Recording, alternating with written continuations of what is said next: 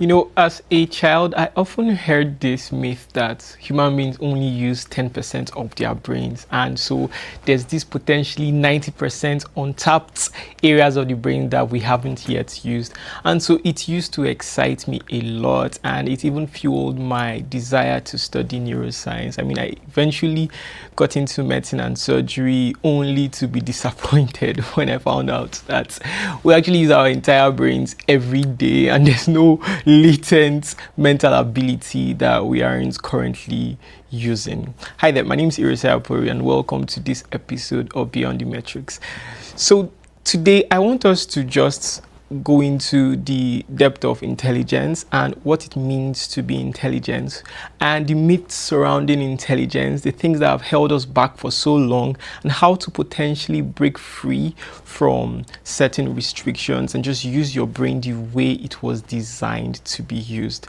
Now, imagine if you were a 6-year-old child and then you took an IQ test, and the result of the IQ test, let's say it was very good, very high, and the examiner will tell you something like, wow, your brain is super cool and you actually have the intelligence of an 18-year-old. Now, that would get you excited because, think of a 6-year-old having the intelligence of an 18-year-old. That just means this person is super smart.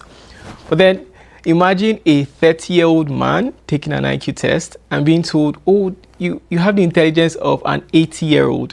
That would be very, very hilarious. In fact, it would even be mildly insulting, because to say someone has the intelligence of an 80-year-old is to, say that maybe their intelligence is on the decline. Now, why is it so anyway? Why is it exciting for a 6-year-old to have the intelligence of an 18-year-old, and then it's hilarious for a 30-year-old to have the intelligence of an 80-year-old? The reason is because of how traditional IQ tests are designed. They are not designed to actually test for objective intelligence. They are designed to test for comparative and superlative intelligence, which just means that your intelligence is being tested with respect to a given population, age group, and a number of other things.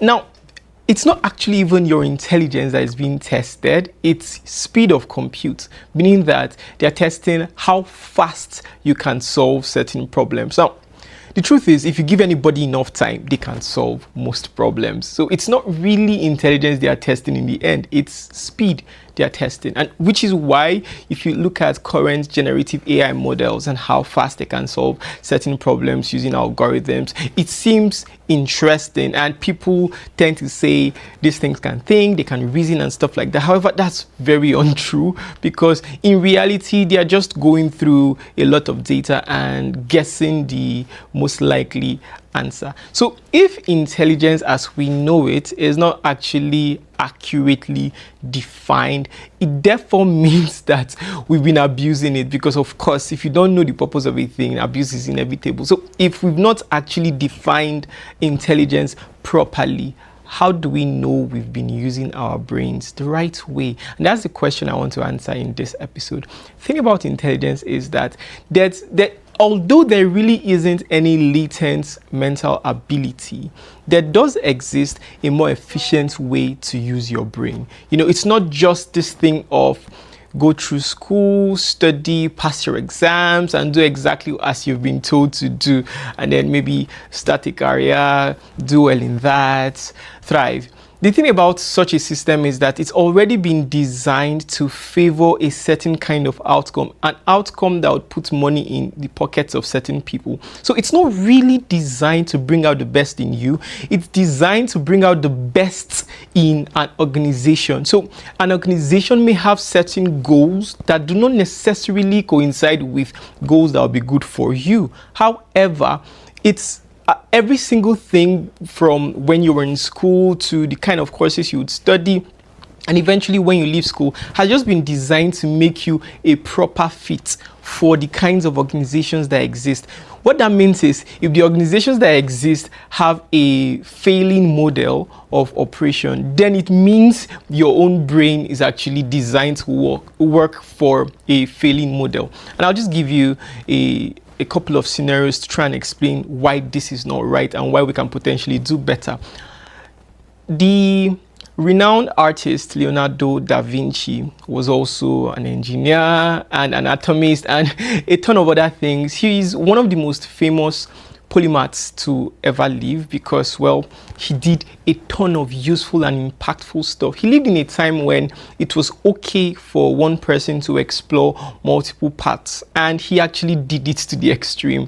He had such amazing drawings of the human body, amazing drawings of mechanics and engineering, and a ton of what he did actually became inspirations for certain aspects of engineering. So you could describe Da Vinci as a polymath because he had skill and relevance in multiple fields. He had the same kind of brain like you and I, but why was he able to explore so much and become so relevant? It's because he simply did not understand the concept of being typecast to a particular field or a particular career. To him, relevance just meant using all that was in him to the most. And if you actually look at his life, you'll understand why that was true, because he wasn't really the richest, but he was a super sought after person. And that's how society is. If you decide to go against the grain, if you decide to go against the flow that every other person is moving in, you often would not become the richest. That's if you don't have certain strategies and tactics at the back of your mind. You often would not become the richest, but then you'll become renowned, you become sought after. There are ways to, of course, merge your intelligence with business smarts, just so that you ensure you become rich as well as well-known and relevant in multiple fields. But someone like Da Vinci was able to do so much and become so much by virtue of the fact that he was fearless, and he decided that he had so much in him that he had to explore and express. A lot of us, including you and I, have a lot of, dormant abilities in us. Now, these are not dormant areas of our brains. It's just the fact that we don't have enough motivation to pursue certain things that we could potentially become good at because we just don't have enough models in these areas. Because usually people tend to follow paths that they have role models in. So you see in societies like Jamaica, which is, well, a heavy sprinting society, it's okay to find the average young boy or girl desiring to be like Usain Bolt or to be like Shelly and Fraser Price and things like that, because these are the models they have and they have genetics for it as well. So they already have an advantage in this area. It makes it easier to become successful if you toe a path in athletics. It doesn't mean that you cannot become successful anywhere else. However, the system, the society and everything in it has been designed to ensure that the best of their athletes would actually be the best across the world. So if you think of being world renowned, you actually would want to become an athlete. And if you actually check other sectors of their society, it's not designed. They aren't designed to actually help people succeed as well as the athletics sector is designed.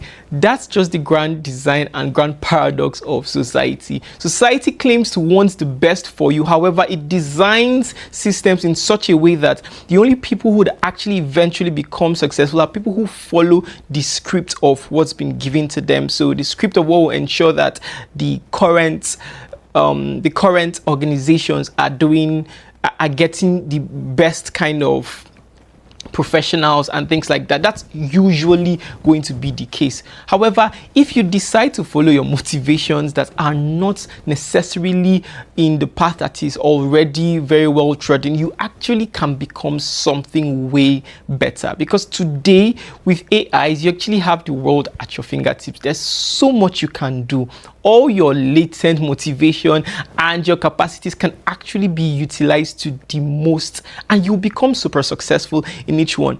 Yes, you have just 24 hours in a day, but it's actually 24 hours too many, because you can do so much in 24 hours if you decide to be a good planner. There's so much you can achieve. So rather than follow this mentality and mindset of this is the only kind of thing you can become, this is who you can become and what you can become as a result of your intelligence, why not just pause, ask yourself relevant questions like, do I actually have the potential to be good at 1, 2, 3, 4? Maybe I should just attempt to learn, because a lot of the time people haven't even attempted to learn things that are just outside of the purview of what society has given them. And if you've never attempted to learn something, you've already failed at it. There's no potential of being successful at something you've never attempted.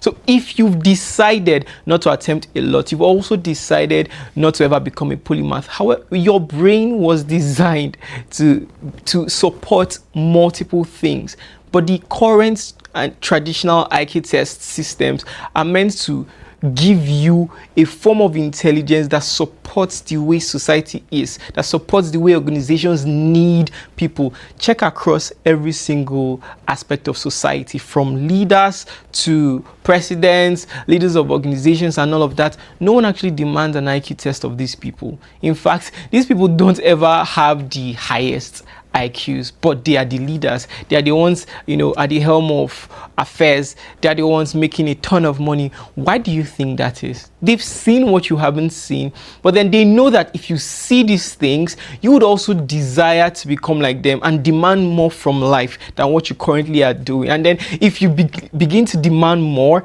they would have to give you more, or they would have to let you go. They don't want such a society, and so they continually are going to give you compensation for becoming like everyone else, for joining the rat race, for just forgoing your dreams, forgoing every potential that you have, and following what everyone else is doing. So my charge for you today is decide to do something different.